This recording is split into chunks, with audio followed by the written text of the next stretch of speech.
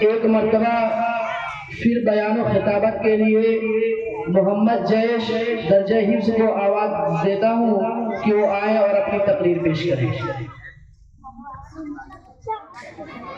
السلام علیکم ورحمۃ اللہ وبرکاتہ۔ الحمد للہ الذی جعل الظلمات والنور والصلاة والسلام على محمد رافع الظلم والشرور وعلى آله وأصحابه ذي الجرعة والشرور أما بعد فقد قال الله تعالى يا أيها الذين آمنوا إذا لقيتم فئة فاثبتوا۔ محترم حاضرین، اسلام دینی فطرت ہے، اس کا مقصد انسانی زندگی کو سنوارنا ہے۔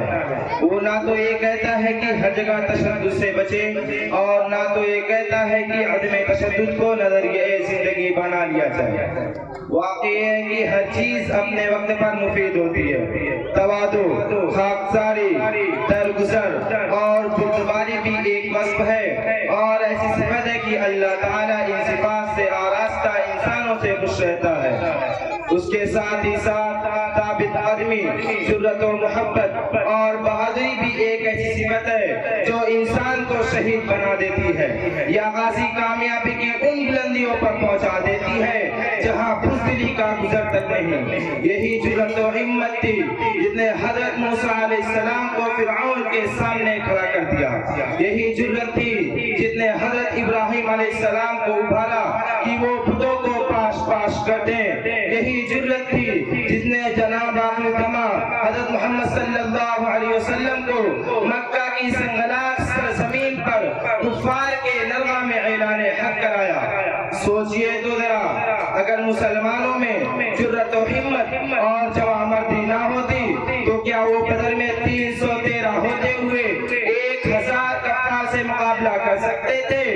کیا اگر عزم و حوصلہ اور شجاعت و بصالت کا جذبہ حضرت خالد رضی اللہ تعالی عنہ اور حضرت ابو عبیدہ رضی اللہ تعالی عنہ اور دیگر صحابہ کرام میں نہ ہوتا تو ایران اور روما کا تختہ الٹ سکتے تھے؟ نہیں، 100 بار نہیں۔ قرآن جس طرح ان لوگوں کی حوصلہ افزائی کرتا ہے جو عفو و درگزر سے کام لے، جو غصہ پی جائے، جو کسی کی گالی سن کر برداشت کر لیں، جو کسی کی غلطی معاف کریں، اسی طرح قرآن ان لوگوں کی بھی حوصلہ افزائی کرتا ہے جو خدا کی راہ میں پورے عزم کے ساتھ لگ جائے، دشمن چاروں طرف سے گھیرے ہوں اور تیروں کی بارش ہو رہی ہو، پھر بھی مسلمان کو پشت پھیر کر بھاگنا نہیں ہے۔ ان لوگوں کی بڑی مذمت کی گئی ہے جو دشمن کے مقابلے سے میدان چھوڑ کر بھاگا ہے۔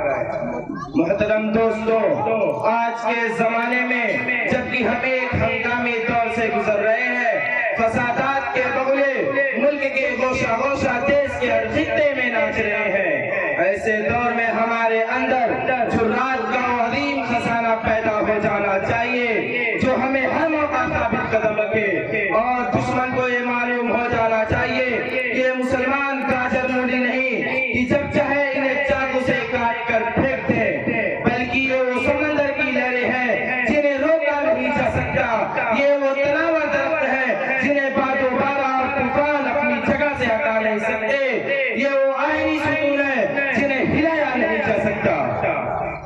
ہم اگر اپنے اندر اتنا عزم و ثبات اور اتنا پختہ ارادہ کر لیں تو یقین رکھیے ہمیں اپنے مقام سے کوئی طاقت ہٹا نہیں سکتی، اور بغیر اتنا حوصلہ رکھے ہوئے آپ اللہ کی مدد کی امید نہ رکھیے۔ اگر بدر کے میدان میں 313 انسان عزم و حوصلہ کی چٹان نہ بن گئے ہوتے تو مکہ کی آہین پوش فوجیں مدینے کی اینٹ سے اینٹ بجا دیتی۔ دعا ہے کہ اللہ تعالی ہم میں اور آپ میں ہمارے اسلاف کا عزم و ثبات پیدا کر دے، آمین۔ وآخر دعوانا الحمدللہ رب العالمین۔ ماشاءاللہ۔ خطابت وجد میں آئے تو پھر ہتھیار بن جائے، خطابت وجد میں آئے تو پھر ہتھیار بن جائے، کبھی نیزہ کبھی خنجر کبھی تلوار بن جائے۔ خطابت کی گلفشانی زمانے میں مسلم ہے، یہ نجاشی کے آگے جعفر تیار بن جائے۔